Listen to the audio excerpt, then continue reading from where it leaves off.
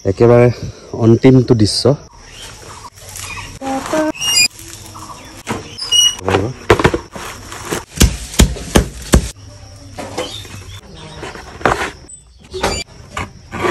নমস্কাৰ, মই ধ্বংস, মই কোলাহল, মই মহাকাল, মই হত্যাকাৰী, মই পৃথিৱী জোকাৰি যোৱা দুৰ্যোগ।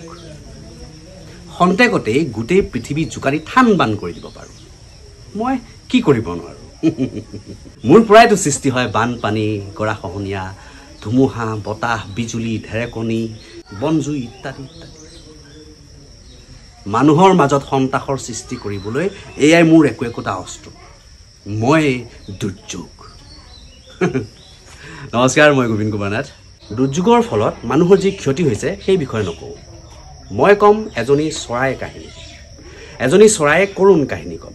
আমাৰ ঘৰৰ পাছফালে যিজনী চৰাই আছিলে সেইজনী চৰাই হ'ল ডাউক চৰাই, আৰু চৰাইজনীয়ে যে তাত কণী পাৰিলে সেই কথাটো নাজানো। আজি মাতি আছোঁ, অহা নাই। তাকে চাবলৈ যাওঁতে পাছফালে সেই বাঁহটোৰ তলতে 4টাকৈ কণী পৰি আছে আৰু এটা ভাঙি আছে। বৰ দুখ লাগিলে। যি বতাহ ধুমুহা হৈ গ'ল যোৱা ৰাতি, তাৰ ফলত যেতিয়া ঘৰটো তাই চূৰ্ণ বিচূৰ্ণ ভাঙি চিঙি শেষ, তলত কণীকেইটা পৰি থাকিলে, মই ভাবিলোঁ যে তাই ঘৰটো বনাই দিওঁ আৰু তাই কণীকেইটাও ইয়াত থৈ দিলে কিজানি তাই আহি বাঁহটো ল'ব। চৰাই কণীকেইটা ওপৰৰ পৰা পৰি হয়তো বেয়া হৈ যাবও পাৰে, কিন্তু মই সেইটো ভালদৰে গম পোৱা নাই। তথাপিও মোৰ বিশ্বাস আছে যে যদি ভালে আছে তেনেহ'লে চৰাইজনী আকৌ আহি পেলাই এই বাঁহটোতে তাই নিজৰ ঘৰ বুলি আঁকোৱালি ল'ব। যোৱা ৰাতি ধুমুহা বতাহৰ ফলত যিজনী চৰাই ঘৰটো ভাঙিছিলে সেই ঘৰটো আছিলে এইটো। এইখিনিয়ে কণীকেইটা আছিলে চাগে, এতিয়া তলত পৰি আছে। এইটো ইয়াত একেবাৰে এঢলীয়া হৈ গ'ল। এতিয়া মই চৰাই বাঁহটো ইয়াতে সাজি ৰখাম।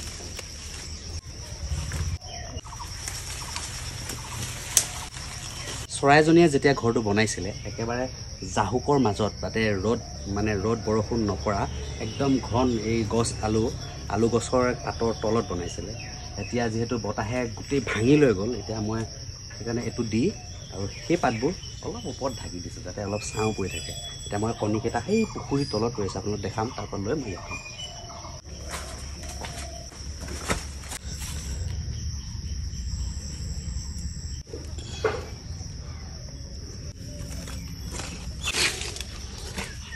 এইফালে ক'ত পৰি আছে। একেবাৰে অন্তিমটো দৃশ্য, চৰাই কণী 4টা আছিলে, এতিয়া পালোঁ 3টা। এটা নাপালোঁ মানে এইখিনিতে পৰি থকা দেখিছোঁ। কিবাহে খালে, এইবোৰ কিবাহে খালে। বাকী যি নহওক 3টা বাচিলে, এই 3টাৰ পৰাই যেন পোৱালি ফুটাই তাকে আশা ৰাখিলোঁ। কৃষ্ণ,